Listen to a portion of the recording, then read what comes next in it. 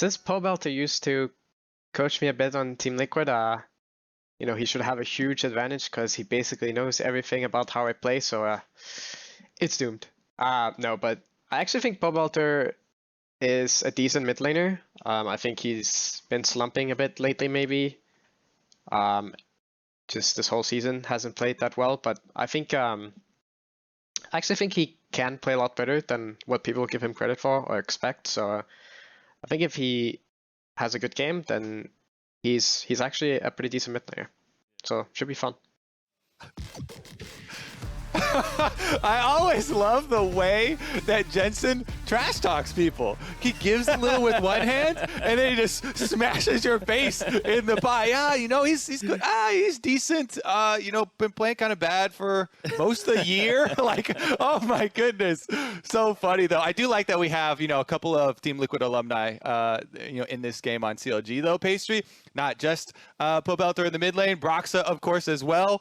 Whenever the team upgrades you and tells you you're no longer needed, it definitely going to want some revenge as well.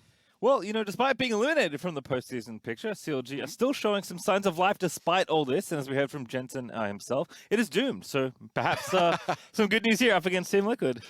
They certainly have. I mean, at least they've been able to keep their 14 out of 14, 100% first bloods going. They also have been able to rework a little bit of some of the flavor, you know, pulling out the jungle Morgana, you know, trying to come up with different picks to surprise teams. They put a lot of effort into their level ones. I really like this tweet from Tapo earlier in the week. It was actually after their win when he was talking about, you know, credit to the players and the coaching staff. Even though they've been taking so many losses, they've been grinding away. They did not take a day off. They also are working night blocks every day of the week. So love to see that they're still putting in so much effort, because remember, Pastry Time, every loss adds up towards your end record this year. Spring and summer are right together for Worlds qualifications. You don't get to, you know, sweep away the beginning of the year at all. So every win does really matter for these guys. I would also like to say for Team Liquid, though, that's going to be a hard win to get for CLG. You want every win that you can possibly get. As we saw, you know, yesterday, though, Alphari, even with some misplays early on, he came up with game-winning 1v1s multiple times later in the game for Team Liquid.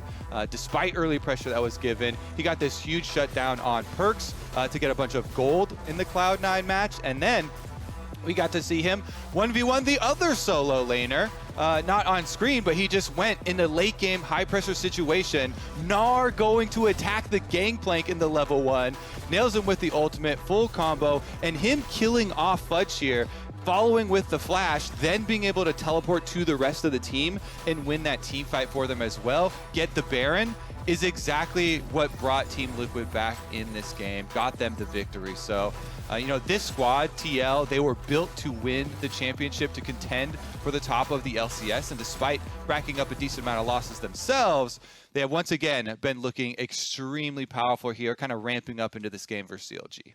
Yeah, it's not something we explicitly track statistically, but it wouldn't surprise me if, like, maybe by the end of playoffs, Alphari has actually killed every solo laner on every other team, not just the top laner, because he is so consistently strong in the side lanes. Like a Kindred passive. We need a Kindred passive tracker for all LCS solo laners, just across the bottom of every Alphari game, graying out each person's face. I like it.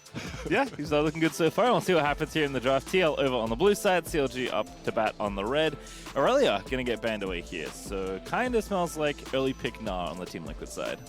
Ooh, very, very early call, but I like it. The Aurelia, you know, specific ban does kind of allude to a couple of those types of early picks, and we just saw, you know, what he was able to do on that Gnar pick, so I definitely like it, Pastry. On the jungle front, you know, the Lilia and the Olaf, along with Udyr, super high priority. Santorin has been picked out by Blabber as his successor. You know what? Blabber's got the crown pretty much undisputed, and he has given the princedom to Santorin as far as next strongest LCS jungler. honestly, that's what Team Liquid did themselves when they said, hey, Broxa, we're going to have to upgrade and replace you this year, trying to improve the team overall for international performances, and led to Broxa now being on CLG in this position. They aren't banning out the rest of the junglers here, though, so then you do have the option of kind of leaving them up to get one on the backside and going for a more focused, counter ban here, targeted ban at probably either CoreJJ or Alphari. I would say that Jensen, there's no use really whittling down this champ pool. There are too many control mages up. He feels too good on all of those matchup. Azir, Orianna, Syndra, Victor, any of the like, you name it. Yeah, and there's Tristana nice and early, so it could be for Tactical, could be for Jensen. I don't believe he's played it yet this season, but we've seen plenty of mid laners take that one as well. Aurelia also, we've seen once into Azir specifically, so if that's something maybe POB has, but he's going to take Lucian instead because apparently that is the mid laner of choice for just about everyone these days. And I will say, too, with the Renekton last ban here versus Alphari for CLG, possibly trying to set up Finn in the top side. Finn has been one of the best, if not the best, actual individual performer for CLG for the last few weeks in a row. He's put in so much work. So being on red side, you can save full last counter pick for Finn. And without the possibility of a blind pick Renekton up front for Alphari, it makes it a lot more difficult for Team Liquid to have to blind those solo laners. I will say, Tristana, I really agree with you as far as it looking like it goes in the hands of Tactical. Tactical really prefers those AD carries like Samira and Tristana that can jump in, go for all-ins, go with CoreJJ for even lane kills, try and capitalize on opponents' mistakes, things that do have CC for themselves. But Tristana is one of my favorite solo laners right now. She is an absolute monster, even when paired up against the Lucian, which used to be most dominant go-to AD carry for solo lanes to play. Yeah, I should tell you a lot about the power of Tristana when Kai'Sa is not currently picked in this draft, and Trist was Team Liquid's first pick on blue side. So, pretty powerful champion, certainly in wherever you want it to go. Hecarim also up against Lilia for yet another round, which just seems to be the jungle matchup we end up with a lot because so many of the other junglers are banned, and Lilia, I think, is clearly the best of the remaining junglers that people often leave up. I guess Olaf may be the exception, depending on the player. Nautilus, though, is going to get counterpicked here by Leona, so Smoothie going to get aggressive here and try and match Tactical and Core in the 2v2 alongside Wild Turtle. Honestly, these entire drafts so far are really closely matched here. Both of them taking the flexible AD carries. Either the Lucian or Tristana can be played bottom side, can be played in solo lanes. Both of them with the hard engaged supports that look for roams towards the mid lane to try and make plays for their mid laners. And then the debate on the Hecarim Lilia trade-off has depending on which professional jungler you talk to, has different weights on both sides. A lot of them really like the Lilia side currently, but we just saw the power of having engage, and especially if you go the full tank Hecarim style with the chem tank, the extra speed does give you burst damage, for your initiation as well, and get you into a good position for getting those ultimates. And he still clears like a freaking monster. So the power of engage definitely coming up big. Well, Azir Orianna banned away here. Ezreal banned on the Team Liquid side, interestingly. So something we have seen a little bit, but not a lot of, from the bot lane position. This does look to me like CLG, actually they already have Lucian, so they can't really take Syndra here unless Turtle is committed to playing the Lucian. But as you said, it's kind of hard to ban out Jensen. There are just so many champions both he can play and that the meta kind of allows for. But taking two of his better ones away certainly can set up Pobelter in the mid lane here. Whether he has the Lucian or something else, if they do want to flex it away, as Sion is going to be the last ban away from Finn, who has been quite effective on these tanks, and also something like Aatrox as well. Again, I think I agree with you when you say that he has been CLG's best performing player so far. One of the things I like too is if you take away one of your possible counter picks for something like Twisted Fate, which Twisted Fate kind of fell out of the North American meta because of Tristana, because of Sylas, these counter picks into it that people were using really aggressively. But if you early draft this Tristana as a flex pick, threatening it to either be a solo lane or a bottom lane, then you just flex it bottom lane, you can reopen windows like that later in the draft that have been previously closed, and some teams have started to just write off as completely out of the meta and no longer possibilities.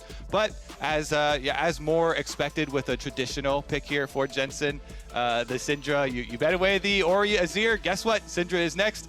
Victor follows that.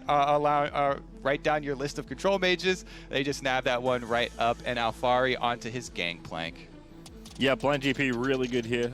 Curious to see what kind of pick Finn wants to go for, if he's just going to try and stabilize the lane. Again, Alfari has just been so consistently good for Team Liquid. Even though his recent early games haven't been nearly as dominant, we know he can certainly take over a game at basically any stage. But I like this one here from Finn. Counter pick Cho'Gath here, something we've actually seen from Licorice already. I love this one, yeah. And I want to see more of these more off-meta tanks that are more fringe picks. The Cho'Gath, the Scion, they've been making more of a way into the LCS. I think they should be, dipped into as far as that frontline pool when things start to get thinned out. Cho'Gath, guess what? Knockup versus Gangplank is exceptional because you can't orange your way out of it. Silence is extremely good versus a lot of these dive champions, a lot of these melee champions. He can set up in lane really well, and if Cho'Gath gets to stay on the lane minions, gets to actually have access, the sustain that he gets is so good for for a lot of these lane matchups, even with the harassment that Gangplank puts out. Cho'Gath, because of the passive, extra health that he gets off of killing those minions, gets to sustain through it. But it definitely does depend. Let's take a look at the jungle control around the top triangle of the map. Lilia Hecarim is one of those ones that hangs in a balance. Yeah, it's funny to me that Gragas has been such a popular tank pick in top lane for basically the inability for you to push him out of lane because of all the sustain. And Cho'Gath kind of feels like he offers a lot of the same lane security while also offering different things in the CC department as well. And of course, being a good frontlaner. So I agree. I think we should expect more Cho'Gath. I do like that Finn is willing to take it up here against the GP. See how the matchup goes as things develop. But Jensen up against good old Pobelter here in the mid lane. As two, I guess, the current and former Team Liquid mid laner are going to square off early on here. And coach too, as well. I love it. Pobelter, he moonlight as a coach for Team Liquid. Came over to CLG, actually on his resume with part of that coaching experience. Part of the reason they wanted to pick him up to come in and fix their mid and late game shot calling, which was the biggest plague for CLG early on in the season. Remember, the way that CLG found themselves to 3-11 was not a straight path. It was not just straight rock bottom. They had so many good early games that they threw away later on into the game with some mid and late game shot calling mistakes. But finally constructing this roster, that record looks way better, just 2-3 for themselves. And if you compare that to the 3-11, definitely take that any day of the week. I do want to revisit that Cho'Gath thing on top side though, because I want to, and I think Alfari is the perfect top laner to take a microscope for the 1v1 on that top side too. Because if Gangplank, the key for Cho'Gath is a lot of your sustain depends on having access to the minion wave. And Gangplank level 1, you use Trial by Fire, you can charge up your grass procs on these minions, constantly try and harass the Cho'Gath. If you could get the early lead, barrel placements inside the brush, popping those to get Trial by Fire back again, and force him off the minion wave, then guess what, Pastry? You don't get to have that Omega, sustain that you're looking for constantly to get, lane control and stay through it. And it really does depend on some of the early stages here. Alfari, as you can see already, he was chunking him out while still not missing a lot of these CS. And that's the key thing that we've seen from him, accrue so many of these CS leads in just the 1v1 scenarios. Yeah, level 2's hit across the board now for TLs. They're going to go in for that first blood. Smoothie going to be the target, already looking low. Damage is good, tactical flashes in, and that is first blood for Core JJ. That's why Pastry and Champ Select, you're like, all right, they got Tristana. Yeah, it's a flex pick. It's probably going tactical because he and Core JJ will always jump in for these kills. Core JJ just lines up this hook. All right, there's 2 for 1 here. They're right next to each other. I don't care if I landed on the Leona. It's still level 1 Leona. Ignite goes down. Tactical knows he can flash in for the extra auto because if you get the kill, you can get your rocket jump reset right back out. And they just kill Smoothie, flash up. Yeah, sorry, also saw from Total onto Nautilus, which might have been a misclick, but regardless, Team Liquid will take it. Tactical recognizing the window, flashing in. As Smoothie is going to stun up the Nautilus, but not much to really be done here as Total, although he's going to roam over. Level 3 now, Santorin's going to be in the mix. Root lands there, but now Santorin's going to counterattack and Smoothie in trouble. TP coming in hot from Jensen. All the way from mid lane, hook relands as well onto Smoothie. Going to be second blood, surely not.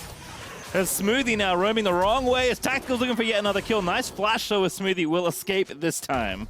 Yeah, as you're talking about the exhaust on the Nautilus, that's definitely Yeah. a misclick because Nautilus burst is all front-loaded. So that as well, another misplay that led to the first blood. What a tragic way for CLG to lose their first blood streak pastry time. Well, after first and almost second blood, a reminder that the LCS has partnered with the Blood Centers of America to save lives together. There's a current need for plasma donations from people who have had COVID-19, and it's a win-win, honestly. You can save lives and have the opportunity to receive a KDA All-Out Kaiser skin. Get it, plasma. I visit ccp.gg for details. Everyone gets it at this point, but still a great cause. Also, yesterday, I believe Azael got a steak dinner off of it. So, you know, you can get skins, get a steak dinner. He got his steak dinner win in right before CLG lose their 100% first blood win streak as well. So good timing there for the casters. Meanwhile, though, in the other half of the map, you know, Team Liquid very happy on bottom side, obviously. Tactical going to continue to push in and pressure on this bottom side with those skirmishes. The top side, still, Broxa, he was able to get both crabs for CLG. He is power farming away on this Lilia. Since Hecarim did, you know, Santorin visit on bottom side and then go for his recall to upgrade his boots. Broxa definitely has a nice experience lead for himself, plus bottom side camps still to go for. So Lilia first to level 6 probably. And her pairing with the Lucian mid is still one of my favorite, you know, mid jungle combinations. Problem is, once Syndra gets to that level 6, you really need to be aware of support roams and jungle roams because anybody bringing CC to your lane for the Lucian, he has to worry for his life. That level 6 burst is definitely going to be on his mind. That's why he picked up his No Magic Mantle. Looks like he's even, might even rush for a full Hex Drinker there for the mid lane for POB. We'll see. I think he went early Mercs last time he played this kind of matchup, but certainly Hex Drinker perfectly good in this kind of matchup as well. I did like that CLG was also had room to roam there just to make sure the Cobelts could have potentially all-in Jensen, despite POB playing the matchup as he should, nice and aggressively early on, trying to bait out Syndra E so you can dash in and get even more shots off. Jensen's always going to have help here. It's the kind of player that is very good navigating isolated lanes, but Team Liquid also the kind of team that's very good at supporting their carries as well. CLG, of course, being one of the main drivers of that success. Tactical is going to have to take a small break from beating up on CLG's duo for now, because Smoothie is continuing to look aggressive, but falling behind an XP here is going to be rough stuff. Although Brox are going to maybe equalize things. Nice buffer though from Tactical. Gets out there with a rocket jump. Yep, nice slow jump there. The ward is cleared out though, so might have to call over Santorin to retake vision control of the river. They are pushing right now. One of the things with Tristana, explosive shot always is going to cause you to be in those more aggressive lane states, pushing forward, last hitting. But honestly, with Alphari continuing to apply pressure on top side and forcing Finn off of the minion wave, so Cho'Gath doesn't get to, you know, get that sustain. Definitely going to be a stronghold here for Team Liquid. Both side lanes pushing in. Mid lane having to worry about level 6 Syndra burst now. It looks like there's a lot of pressure for Broxa to try and deal with, even though he does have the couple camp leads still. Yeah, Alphari actually up to a really nice lead there, just individually up almost 20 CS. As that last wave of Crush again, Finn of course is going to get some more now. Alphari already used his TP, so that's Sheen probably playing into that early advantage, but he's going to walk back to his lane. Lane's going to be in a perfectly good spot, and Alphari can continue trying to farm up against Finn. Santorin, in the meantime, has taken this crab. He's going to take the Drake that goes along with it. 7.5 minutes. Perfectly good timing with all your lanes applying pressure. Santorin knows he can take this without any contest from CLG. And one of the great things about playing jungle with all winning lanes, Pastry, well, there's honestly only great things about it. This is how you would like to play every game. But one of the best is that even when you go for neutral objectives like this, you know, with the full vision control afforded to you by having all these pushing lanes with kill pressure on top of it, is that even when you're not doing anything threatening, like you're not showing, so by basis of not showing and being on a neutral objective, you're still making, you know, guys like Cobelter worry about, all right, am I getting flanked right now from both sides? There's no vision for him around that mid lane. So until the call goes out from Dragon, hey, guess what? They did Dragon. CLG still have to respect the possibility of a Ghost Hecarim coming through, you know, and applying pressure to some of these CC heavy lanes. Cobelter this time going to juke out of the way of that E. Jensen trying to line it up there for CLG, but Cobelter pretty aware of that pressure you were just speaking about. It doesn't just have to be Santorin, he's going to be pretty close to level 6 at this point. In fact, just dings over there as Rockstar has been farming up a Storm. That is one of the things that he's got in his favor, despite Santorin getting an early Drake. Now, bottom side Tactical going to be put to sleep. Oh, the cleanse a touch early there. There's now the damage coming down. There's the ulti out of Turtle. And Tactical's going to flash out of there, and now Broxah almost dies to the GP ulti, and Tactical, despite the mistiming on the cleanse, still gets out of there. Yep, has to use the flash as well, but gladly uses that. That was flash from Broxah, ult from him, and Wild Turtle both used. And this is the weak side of the map for Team Liquid, so they are able to easily and confidently pick up the Rift Herald for Tactical's troubles.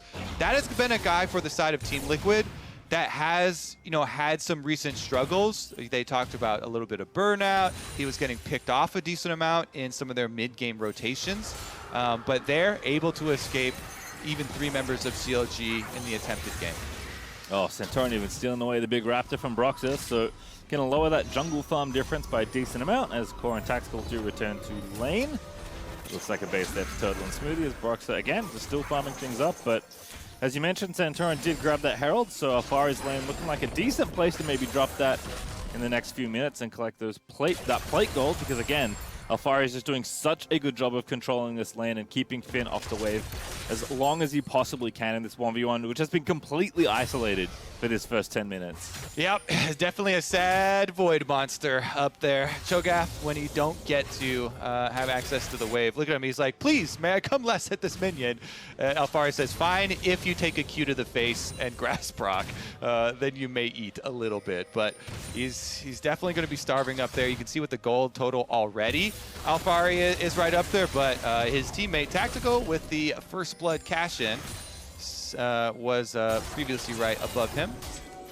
To kind of give you a difference of how that CS plus Gangplank parlay gap has gone, Finn's actually under Santorin in that gold graph, so not feeling too happy right now, but again, as long as you can get to the mid-game and group up with your team and still be a good meatball, things will be a-okay, as long as you can line up your Lucian and your Xayah. TL, they're not going to let up the pressure anytime soon. Lots of jostling for position back and forth here as CoreJJ, I think, is trying to bait Smoothie in here, but seems like it's more about fighting for this wave priority, as Tactical is a little bit more aware of going for more aggressive plays, given that he did have to use his summoner spells not too long ago. But Broxah clearing a ward, maybe not safe. Santorin, though, just going to trade controller here instead. Don't get put to sleep, though. Smoothie's here, but there's the ulti out. CoreJJ has already roamed up. Jensen going to be forced to flash over. Santorin also burns the ulti. But CoreJJ looking for the re-engage, finds it onto Smoothie. Smoothie though going in instead. Now the TP is coming through for both sides. The Smoothie low but not dead is Jensen. Going to be picked up by POB, flashes in, grabs the kill. And now CLG is going to scurry on out of there.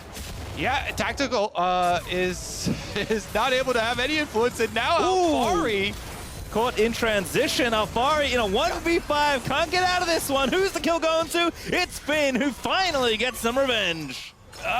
Can we get a replay?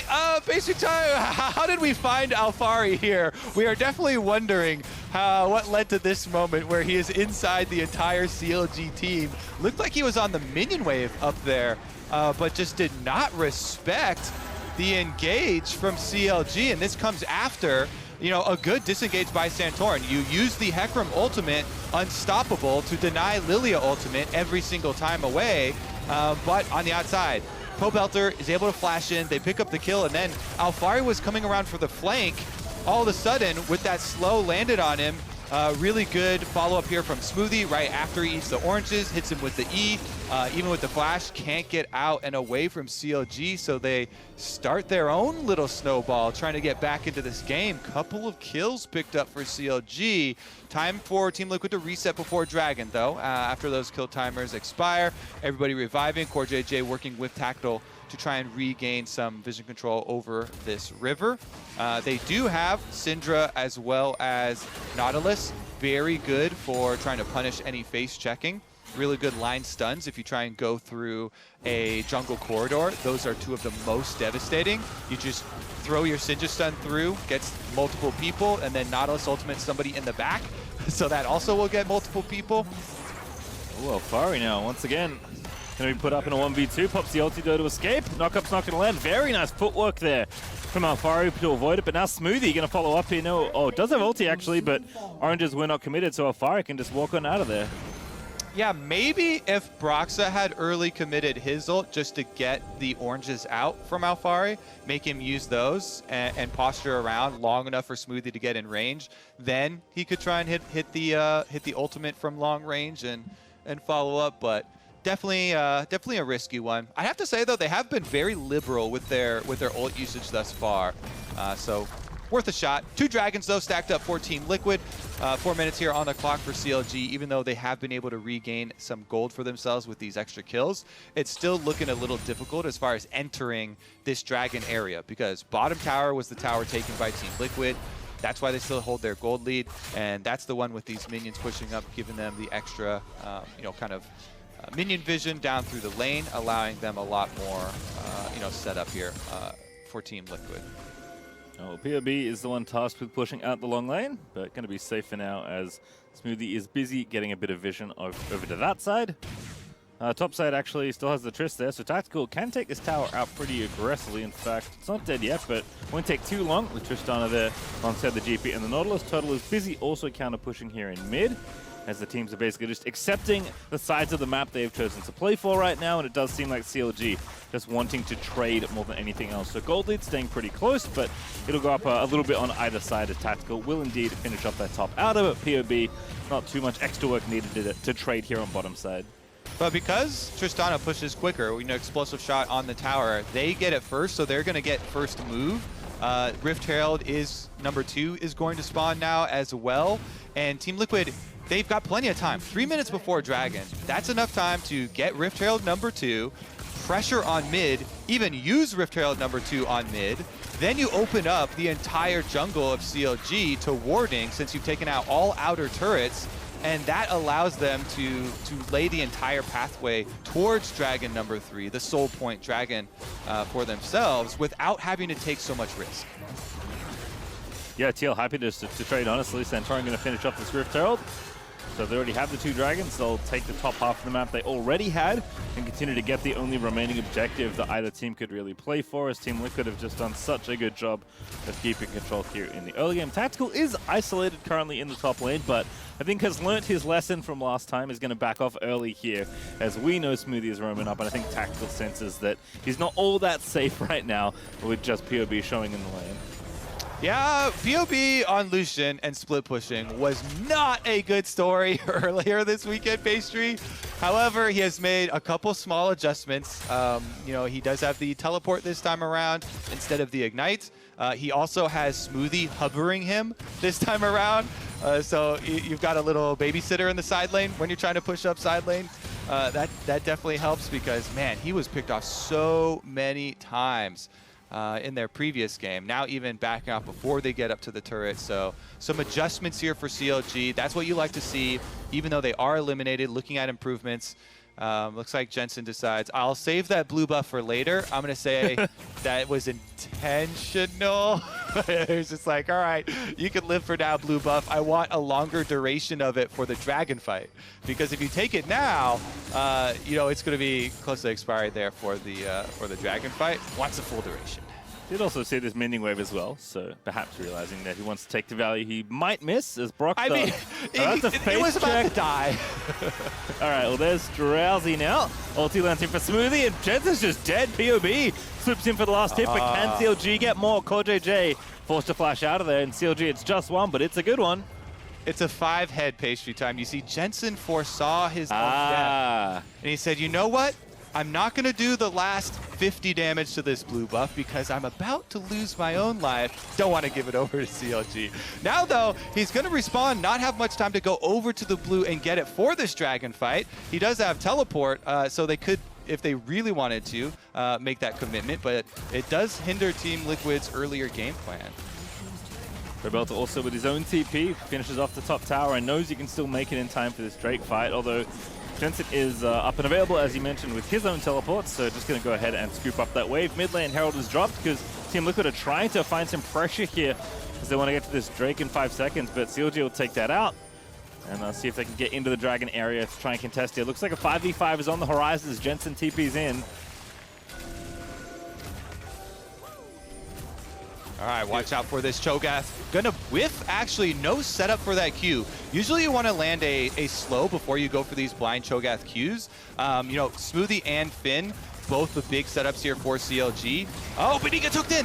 Oh, Smoothie in a little bit too early. Now going to get CC'd up and killed by Santorin, and there's no contest now. POB was a long way away trying to flank here through the old blue buff, but now going to just have to maybe contest for it. Progmetal's hitting it. Finn's got Feast, I guess. But now Finn's going to be the first target as CoreJJ is low, and Wolves out of Tactical, but Core now going to go in as he will fall down, and POB is going to jump on Tactical to look for that trade. Turtle lives, and CLG somehow turn around the 4v5 as Jensen is the only one from TL left alive. He is going to get the kill onto Broxah, but at what cost here is POB is going to put the final nail in Team Liquid's coffin. It's POB picking up the ace for CLG. Oh, he's allowed to slink around the back there, pick up all these kills for CLG. That is a 502 POB face screen time. He is making up for the previous CLG Lucian pick, gets the dragon on top of it, and CLG have put a stop to the Team Liquid dragon stacking just in time. Here's the hook in onto Smoothie, and they 100% this Leona, but CLG stick around because they have Smite, they have Feast for the Dragon, so Team Liquid know, all right, we have to turn. We can't go for a Smite fight versus Cho'Gath. They engage on the Cho'Gath, the big tank here. They eat the full culling because of it, and Broxah gets a big sleep for CLG, allowing the 280 carries to fire freely. Broxah there really creating a lot of space for Wild Turtle and Pobelter to finish up these extra kills, and it's the two damage dealers, the 280 carries left alive in the end to pick up the dragon and push out the wave. Yeah, so a little bit of Jensen's Everfrost there, which is a cool thing to see. Haven't seen that much that much on Synders, at least. We've seen it before the item got buffed, but I imagine it's a bit more popular now. But POB's damage in that team fight, almost 4k as CLG actually with the gold lead looking to extend it now as they knock down the mid outer. So nice and easy now, 2k ahead as Team Liquid wondering what happened. I mean, would it not be the most counter logic thing for CLG after being eliminated from MSI contention to now start taking down some of the top teams in the LCS and go on a big win streak? Certainly would be on brand for them. Team Liquid, they still have plenty of a hold on this game, though. Yes, they are now behind in gold, but they really do have a good team fight setup. I like that you call out this Everfrost pick here from Jensen, because after the buff, you know, so many people shouting to the rooftops how gold efficient and how good Everfrost is now with the active also getting improved. You can use that with so many of these champions that also have their own stuns and stuff to set it up with the snare. Really does bring a tremendous amount of CC now to the Syndra kit. I don't know about being worth the full trade-off there, but I want to see a big Everfrost play now from Jensen. Looks like the squad is moving up on Pobelter, but he's trained his Lucian split pushing, and he's being more cautious, backing off, rightly so. Well played here, CLG. I mean, he's just the new bot laner at this point. He's alongside Smoothie this whole time. His POV gonna go all the way back. That was the change. He's like, you know what? I just need somebody to watch my sides here. You got my back, Smoothie, and we'll be able to push these side lanes out, no problem. You see bottom side too. They were able to shove that one out really nicely. And now you get this collapse over towards Baron buff. Bottom side pushing in, giving them vision for themselves. Alphari does not have teleport. When he shows on the wave, all he can actually attribute to this Baron will be his ultimate. CLG burning it down.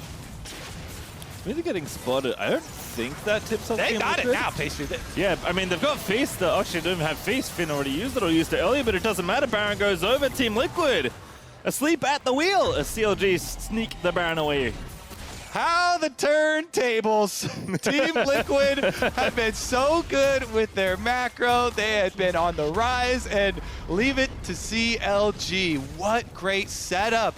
I can't believe this for them. They push out both sides. Bottom lane, double stacked wave. Alphari shows there, no teleport for Team Liquid. There's no checking here on the Baron either. CLG actually setting this one up, earning themselves a 22.5-minute Baron. Now they can push freely with it. Let's see about Finn here on bottom side versus Alphari part 2. All right, we're still going. Cam Tank already popped, and you can see Wildfire's running away. Good timing from Alfari, actually, to still land the slow, but the reinforcements have arrived. Alfari, I believe, has Oranges, does have Flash. Jukes, the ulti still gets slowed, and I don't think there's any hope now. Is Alfari going to get feasted on by Finn? Indeed, he will.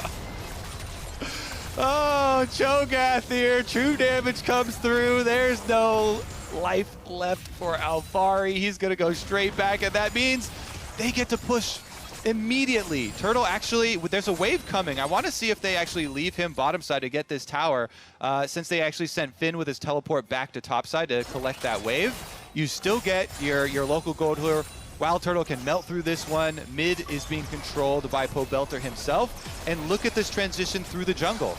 They're playing it so nicely and safely, covering their split pushes here for CLG. What big changes they've made just within a couple days here to the execution of this strategy for CLG. They've got Smoothie and Broxa hovering in this jungle. You see multiple wards in the red quadrant, allowing Turtle and Pobelter to push up, pressure those towers. They take the bottom one, Finn even backing off, playing weak side on that top side, and having his teleport ready to collapse if Team Liquid go for the engage. Well, Broxa once again looking for another really nice angle here with the Lilia ulti, but only finds Core JJ and not particularly interesting sleek target for Broxa right now. So instead, CLG will just wait things out. There is a dragon up. Turtle's going to go ahead and take that as Broxa is busy pushing in the bottom side of the map. And CLG, I mean, this is kind of something I feel like everyone thought would happen with a team full of such experienced players, right? That they would be good in these kind of spots, right? Like everyone would be on the same page and know how to execute in like different common areas of the game that they've all been through, you know, thousands of times at this point, both in scrims and on stage. So they clearly know what to do with Baron, Kobe. It's just a matter of getting it, and Pobelter just erases Tactical, clearly the superior marksman out of CLG there, so I'll take the tier 2 in mid as well. All right, I want to see that one again. Oh, POV versus Tactical. It's a level 16 Lucian, and no sums used by Tactical or Pobelter, so definitely want to see that. It's probably one of those ones coming down to, you know, underestimating the burst damage there. I'm gotta have to see it though. Gale Force used by Pobelter is the only active really to turn the tables there, and it's that play right there is just kind of a stamp on this game of CLG slamming it down in front of Team Liquid's face, saying, you know what? You cannot count this as a trap game. Who was it on Team Liquid who tweeted out, happy to go 3-0 this weekend? Was it Jensen? Jensen. Of course it was Jensen. Ah, Jensen! I mean, he's also the person that said it's doomed when I'm talking about having to play Pobelter this weekend. So true. He's a memer. He's a memer playing both sides. I love it. I love it. Have to be careful Tactical what you though. aim for, though. Pastry, I want your thoughts on that replay, because we did get to you know, see the replay we asked for, even though we were on a separate bet on Jensen. How did you like that Tactical 1v1 with Pobelter there? Beautiful. I mean, that's like the why you pick something like Lucian and why Gale Force was such a hot item, you know, even coming into the year all the way back in lock-in at this point. Like, you can just do stuff like that as a marksman where you all in somebody, and like Tactical even I think pushed him away with Buster Shot if I remember the replay correctly, and now the ulti's just come back off cooldown. I'm assuming that's decent detective work, and Pobelter it just didn't matter. She just erased him before it even came to fruition. Was 3 levels ahead of Tactical, given the Tactical's still level 13, and I mean POB for all the criticism that may have been thrown at his Lucian earlier, as you said, making up for lost time here on Sunday. Yeah. So to me, this was hilarious because, you know, when you talk to pro AD carry players, and specifically Double Lift, I know has this thing with Tristana where he's like, it feels slow because it's one of the older AD carries design, and you know, like your ultimate takes a while to come out. Rocket Jump has this weird long time where you can use it to buffer CCs and stuff, but it is kind of slow to move. And you see there, you know, Tactical, you know, Pobelter instantly engages on him with Lucian under the tower, you know, pelting him with auto attacks, and Tactical's like, all right, I Rocket Jump out. But it's too slow. It looks like he's sleeping. His little slug there, just trying to crawl away from the damage. And he's like, you know what? I don't want to use my flash, but because that's how slow the champion is with Rocket Jump. Yeah, that's where you have to flash right there. Pobelter getting that solo kill looked pretty clean. It's like Zuma versus Boomer all over again. Exactly. Lucian clearly the Zuma marksman in this case. Smoothie gonna get a ward down nice and deep as looks like CLG is setting up for Baron once again. The funniest part, Pastry, about that comment, guess what? Tactical is the zoomer, yeah. Pobelter is the boomer. That's true! How old's POV now, like 25? He's ancient by league terms. I remember when he was 15 playing League. Here we go. All right, here goes Smoothie. In on to Santorin, they go. Gonna kill the jungle before they take the Baron again. Santorin, they're gonna ulti out to safety, but it's only relative as Tactical trying to chase safety with the rest of CLG are going in hot. And now CoreJJ on the front side is gonna be forced to flash away, but Turtle, the longest standing player in the league, is gonna take down the Zoomer Tactical. Kill leader, Wild Turtle, able to get another one there. Pulls back the feathers just in time. And guess what? That is going to be a Baron setup. When you have Cho'Gath, as you brought up many times here, Pastry, well, never mind, they get the turn. Yeah, Smoothie continuing to go in here and get a flash, I believe. So CLG now again, 5v4 around the Baron with summoners burnt everywhere across the Rift, and they'll just start it right in the face of Team Liquid. All right, what are they going to do about this one? They don't have Tactical, but they do have Santorin's Smite. All right, hook in the front side. Ooh, Smoothie just gets deleted by Alfari. Got a little bit of help there for Jensen, but again, they've got the feast. Broxah with a 3-man sleep. Finn's going to get the Baron, but who's going to get the rest of TL? It's Santorin dead already. See, Pobelter's gone godlike in this game, and I don't think CLG are done just yet. Core is going to get tagged up by Broxah, going to get spun on, but just barely going to miss him with the branch, but Turtle just doesn't matter. Finds the last feather and gets the kill. Looks like Team Liquid truly were sleeping on Broxah's potential. The Lilia coming up with multiple big engages for CLG. That's Dragon number 3, Ocean number 3. Soul is on the way, Pastry time. And when in 2021 have you said you felt like CLG have the game in hand, but actually felt confident? I'd say they had lots of early leads, but you never felt confident. This is a late game lead where they've had all these late game objectives 30 minutes into it, and it's a completely different CLG. Here we go, though. They do get a really good 100% kill onto Smoothie for Team Liquid. Broxah, though, goes in. He gets the sleep. He actually goes into the brush and Zhonya's too because he thought there would be some sort of rebuttal from Team Liquid. Turns out there was not, but doesn't matter anyways. Goes for the chase down, hits the extra slow there onto CoreJJ, setting up the extra kill for Turtle. And to answer your question, Kobe, that you asked before that replay, the answer is 1. It's this game. Okay. CLG is feeling like they've firmly got this game in hand as Pobelter is continuing his rampage in the side lane. But the rest of the team, once again, is here to back him up, and this should be at least an inhibitor falling in one of these lanes.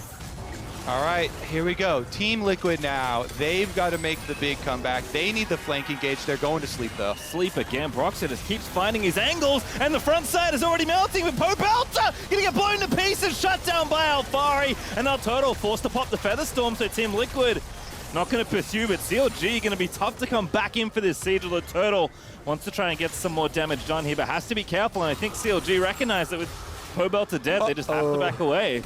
As soon as you start getting confident for CLG Pastry time, a big shutdown over to Team Liquid. Pobelter had a fully stacked up bounty there. He's still got some left on his head after it being collected. And let's take another look. It is a good sleep from Broxah, 2 primary targets there. Is able to get the follow-up. Leona stun onto Jensen, but they can't burst him down. And it is Alfari, the gangplank late game, who gets the kill credit for the big shutdown. This is a guy you have to respect, especially towards these late game team fights. He can be the one to hit those big barrel chains. A lot of extra money here now into the pockets of Alfari. See what Team Liquid can actually mount this comeback in time. They still have 2.5 minutes left on the Dragon Soul for CLG for their setup. And Team Liquid, they do have good defensive vision and even vision here through CLG's blue quadrant of their jungle. So they've already started to lay the groundwork here for Team Liquid comeback. I mean, this is, the 6th dragon that CLG will get if they grab the soul, so the game has certainly gone long enough that despite some mishaps, Tactical has 3 items already as Tristana, so Team Liquid are ready for a 5v5, as it will likely happen around one of these major objectives, but Pobelter is continuing to be a thorn in the side of Team Liquid despite the death. Baron, unfortunately for CLG, has dropped off, so my claim of them getting him was incorrect, as Team Liquid did successfully fend off that power play. However, Demonic Embrace now finished for Broxer, and again, CLG poised to win with really just, you know, one more big team fight would probably be enough to end this game, or at least put yourself in a position where you can siege down the inhibs and kind of make those final few checks from there. I'd say Turtle should never get hit by a barrel chain because Zaya, your ultimate, you can definitely react to those as you see the barrels start to pop up, unless Alphari has really good positioning and they do have control wards in some of these brush. Belter, though, does have to be a little bit careful on Lucian. No flash available for him, though he does have his own dash and Gale Force, of course, for you know, for dodging out. It's going to be up to CoreJJ here on the Nautilus with a, oh my God, flub that flash. Yeah, not a Hex Flash. That was a real one. And CoreJJ is just going to burn it in the face of Finn, who screams at him to be quiet. CoreJJ Silence going to walk back to the stack here in mid. As CLG just going to barrel down mid here. In fact, Finn's right in there with the chem tank. CoreJJ out of there though with the hook. And now Pobelter with the flank. Going to take out the barrel. But Turtle ripping through them. CoreJJ just dies to the Zaya. So once again, it's CLG with a 5v4 around a big objective. What is going on with some of these TL plays? Tactical, the 1v1 with Pobelter. Now CoreJJ just right before the Ocean Soul, 30 seconds left on that one. He will revive when the dragon spawns onto the rift, but he's Nautilus, one of the slowest champions in the entire game. Gonna have to waddle his way over there, and CLG will have guaranteed setup on it with the damage, with Cho'Gath, with Smite. It's basically theirs. Yeah, I mean, Dragon's is such a flimsy objective as well that Team Liquid already know they're going to have to give up the Ocean Soul to the Cho'Gath team. Doesn't feel all that comfy, but Team Liquid know there's nowhere to contest here. They're not even going to get a steal because Feast is just such a good tool at screwing those objectives. And as expected, Finn's just going to take the stack. No jungler actually needed as CLG are going to reset here and look towards the top side as Baron is up in 20 seconds. But CLG with the Ocean Soul secured should feel very comfortable in any sort of protracted siege, even around these objectives. Okie dokie. We've had quite a few surprises in this game, Pastry Time. Happy to turn my sight towards the Baron, though, because this one is far from over. Definitely going to get spicy here. We've got a tri-brush trap laid by Team Liquid. Can they catch anybody? There's no vision for CLG. And it looks like Smoothie might get a sweeper edge. Oh, good ward, actually. Just throws it in. Turtle also pushing mid, so again, CLG just trying to get some more traction in space here, but have to be careful not to get cut off by the rest of Team Liquid. Now going to go to sleep here as Finn's going to move in. Santorin maybe the target. Silence is there. Knockup's not going to land. That was Smoothie also going to miss his E, but now the collapse is still coming as Turtle's going to rejoin the team, and the ulti out of Leona is going to go just barely wide, but CLG again zoning Team Liquid away from the Baron. That's all it's about, Kobe. Interesting, because Team Liquid still have plenty of cooldowns, but because there's so much damage on CLG, 280 carries, Feast, and Smite, it doesn't matter. Like you're saying, if you get zoned off, even a screen away, you don't have the time to get back over there. And so Team Liquid still, they've got all their ultimates for fighting this team fight, save for the Gangplank ultimate that was used there for attempted counter on Baron. They can try that, but CLG just marching forward behind this behemoth Cho'Gath, and the Baroned up minions should be able to work down these inhibitor turrets. This is one of the most satisfying reasons to play Cho'Gath, just so literally massive in the middle of this lane as CLG look to siege up these inhibitor towers that they couldn't get done the first time around, but still with the Red Bull Baron buff should be able to knock down some of the base here in the front side as Pobelter delayed the wave long enough to try and sync up with the rest of his team, and now Turtle onto the tower.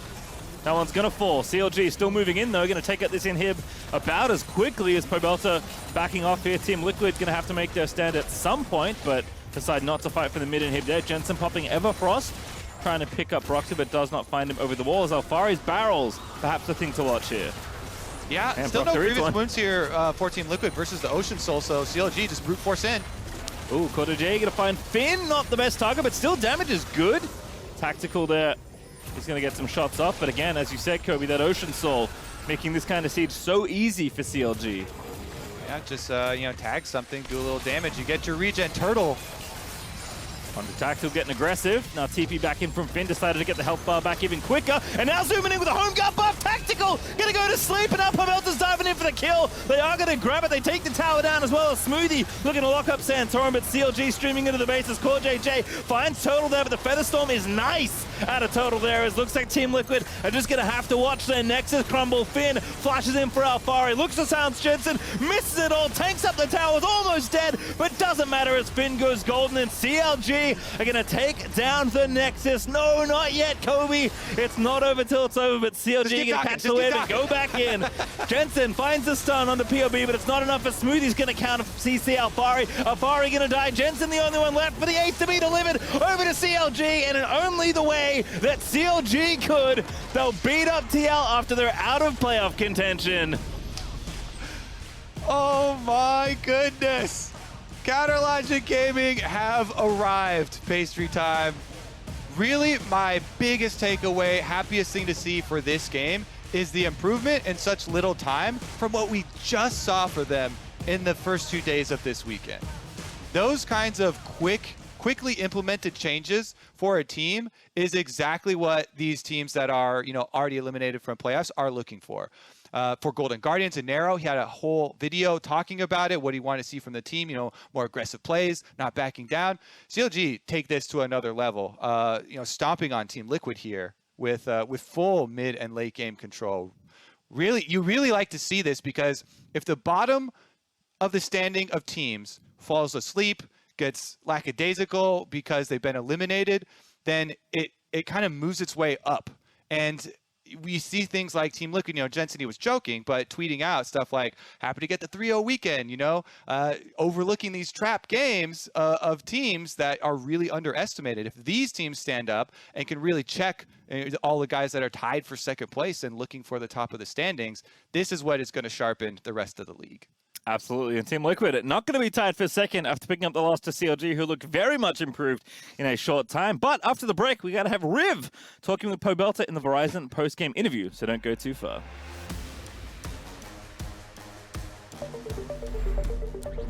I don't really consider it gear. It's an extension of who I am. It blurs the line between fantasy and reality. Sometimes, I can't tell myself from my machine. I think that's by design.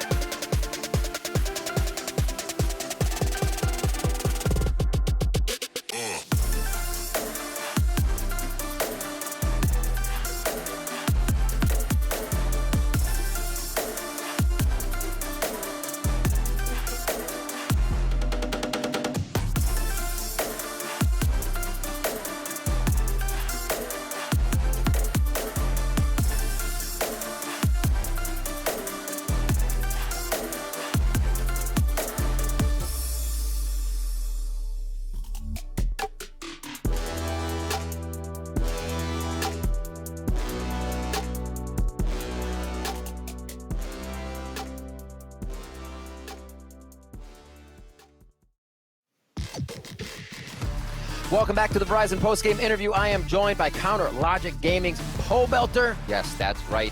Back on the team. What a systematical destroying of Team Liquid. It seemed like you all were just having a lot of fun. What were the comms coming in on this game? Like, it was supposed to be maybe a hard game against Team Liquid, but you guys took it super fast. Yeah, in the game, everything felt pretty controlled. We made some mistakes early, actually, so we ended up falling like a little behind. They got the first couple drags and like the first Herald, which is not ideal if you're playing an early game sort of comp like Lily Illusion, but I think we just kept our composure. I think Smoothie and Broxa found really amazing engages the whole game long that I was able to follow up on. So we ended up just building like a really big lead. Even though they got the first 2 drakes, we got the soul in the end. And yeah, I'm just really happy with how everyone played today. It's been an amazing seeing the transition. We'll talk about that in just a second. But my second question revolves around a tweet that came out yesterday from Jensen saying, got our first 3-0 week this split. So it's got to feel a little more sweet that you were able to get this win. Did you make it a point to come in here and take him out? You picked Lucian and you dominated the lane. Yeah, I think actually for me, I was really happy with today's game because Lucian was like a pick that we were trying to pick up as a team, and we weren't having that much success with it. And especially after yesterday's game where I had like 9 deaths, I was feeling really unconfident on the pick. And so I was really happy that this game I was able to play well, like minimize the deaths. My coach told me not to play Earth before matches anymore because I was playing like Earth before the matches. So I think that kind of put me in an Earth mindset where I just died and then I just ran out and I just died again. Didn't play Earth before the match today and only died 1 time as opposed to 9. So I think that's an improvement. Oh yeah, that's a huge improvement. Everybody listen to that. Don't play Earth before your clash matches or anything. Final question for you. In a lot of scenarios when teams make a roster change, you see it have to take a lot of time before you get success. Talk to me about why this roster change just seemed to work right away for CLG, even though it's kind of the end of the split. I mean, I don't know if there was immediate success. Like our first week was pretty rough and, our games weren't the best. The win that we did get last week was like a late game comeback / they threw sort of thing against Dignitas. But I think we just have a really good mindset on how we should be improving as a team. Everyone's trying to help each other be the best they can be instead of like bringing a negative attitude or anything like that. Yeah. So I think just it's a good group of guys, yeah. That sounds like some pretty logical gaming, honestly. No, Bo Belcher, thank you so much for joining me. It's honestly awesome to see you back in competition, and I'm sure everybody feels the same way. On our way back to the State Farm Analyst Desk, I want to say thanks for your time. Thank you. CLG fans, rejoice once more. And of course, we've got Primal here for the celebration. How does it feel? Oh, it feels so goddamn good. You even busted out the face sauce. I thought I would have to put this away until summer, but I was like, you know what? After that Jensen tweet, let's get that face sauce back out of the fridge. So, feels amazing. How was your prediction again? What'd you predict? Look, man, I'm not trying to grief my career, all right? Faith doesn't mean stupidity, okay? Wow. You just said that rooting for your team equals stupidity. We just call it dedication here, Primal. I'm a KT fan. I get it. Trust me. Yeah. You gotta stick to your guns. You'll have to put that face sauce in the capsule eventually, but you saved some for this very game. I'm happy we've either had you or Kobe on the desk, it seems, after these sorts of victories. But on the CLG side, there is one thing, though, Emily, that did come to an end. Yes, the first blood streak has been broken, and here's where it happened, where TL gets a 2v2 kill in the bot lane, as we can see Tafo's tweet, where they did, in fact, trade this first blood for the win. One thing I do want to point out analytically is that this is a great setup for TL. This is exactly what was getting them their wins and their early leads previously. There's a Drake fight that happens, I believe, around like 11:30, where once again, Alfari comes in like a little late on the TP. And again, I'm not blaming him for this. I think it's a team thing. I just wanted to point it out because a lot of times when TL cede advantages, it's because they're slightly uncoordinated on a play. And we saw that in this game as well. Hopping back just real quick to the first blood thing too, is a lot of people were joking about how because CLG got first blood so often but lost so often as well, they had kind of made it look like getting first blood was a bad stat. But they keep that trend going here because when they finally don't get first blood, they still win the game. Don't get first blood. Apparently. Don't get first blood. Don't do it. Big brain, though, you know, Tafo making sure to recognize it there. And Pobelter had mentioned in his interview early on, we did see some Drakes going the way of TL, but Primal, it was later on where we really did start to see that tide shift. Yeah, and you know, a lot of the tide shift was off the back of Pobelter having a really pop-off performance on Lucian. You know, and it felt good to watch this after watching his performance yesterday, where he was getting caught out a lot. He wasn't really positioning well in team fights, but here we see CLG. They look for a somewhat counterintuitive play, right? Like they lost out Finn immediately. It was a 4v5, but they realized, hey, there's an opportunity to engage here and make use of Finn's sacrifice. Pobelter goes for a flash on the backline, manages to get some kills that allow them to recover the game, get the dragon, stop the dragon stacking, and overall put themselves in a position where the game went from, you know, difficult to win to a very winnable spot. Yeah, it was a pretty good game, especially for Broxa too. I thought he had one of his best games on the Lilia. Had a number of pretty big, you know, flash sleep Zhonya's plays. He had quite a few of those that helped them secure a lot of dragons and barons and stuff like that. Yeah, and I mean, Pobelter, I think the way he performed today, we were all a bit ready to erase his last Lucian performance from our mind, but even he recognized the difference between then and now. But if we're looking at CLG as a team and some of the things that we're really happy to see moving forward from them, I think one of it has to come from a macro play, Mark, when we saw that Baron play happen. Yeah, I'm really happy to see this because it's nice when you're just winning dragon fights and mechanically playing well, but I like when people are doing smart plays too. Here, Pobelter was pushing in topside. TL rotated a bunch of people up there to shove him off, but then they recalled Envision. They put a blue trinket down to catch a number of people of TL backing off, and CLG recognized, hey, everyone just left topside after pushing it out. We can just go sneak into the pit and take this Baron. And, you know, even though they know it doesn't matter, they can't get here in time. And so this was a really, really heads-up play by CLG that gets them a free Baron at a point in the game where they had started coming back and had a small lead, but it was no way a sure thing yet. And getting that free Baron was a huge boost to them.